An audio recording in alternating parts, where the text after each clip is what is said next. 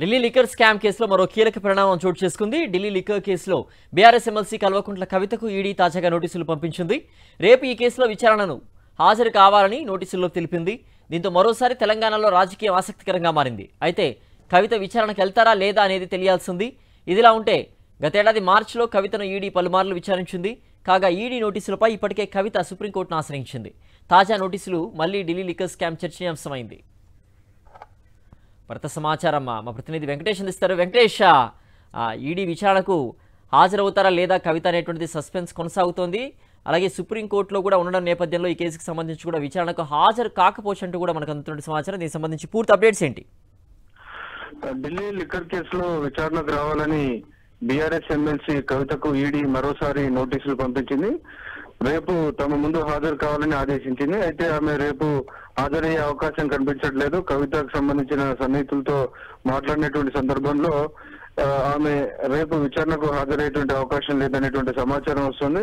So గతంలో కూడా కవితకు ఈడీ నోటీసులు ఇచ్చిన సందర్భంలో కవిత హాజరు కాలేదు. ప్రధానంగా ఆమె ఇప్పటికే ఈడీ నోటీసులను సవాల్ చేస్తూ సుప్రీంకోర్టులో కేసు దాఖలు చేసింది. ఆ కేసు విచారణ ఇంకా జరుగుతుంది. విచారణ పూర్తి కాలేదు. దానిపైన సుప్రీంకోర్టు ఎలాంటి నిర్ణయం తీసుకోలేదు. కాబట్టి ఆ కేసు తేలేంత వరకు కూడా బహుశా కవిత ఈడీ విచారణకు హాజరయ్యేటువంటి అవకాశం లేదని చెప్పొచ్చు.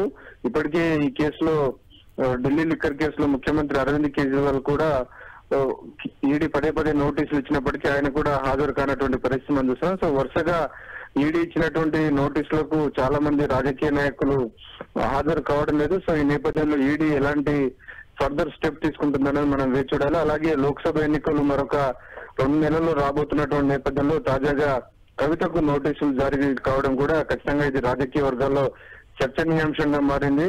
ఇప్పటికే బీఆర్ఎస్ కు బీజేపీకి సంబంధం ఉంది అనేటువంటి ఒక ఆరోపణలు కాంగ్రెస్ పార్టీ చేస్తున్నటువంటి నేపథ్యంలో ఈసారి బీజేపీ బీఆర్ఎస్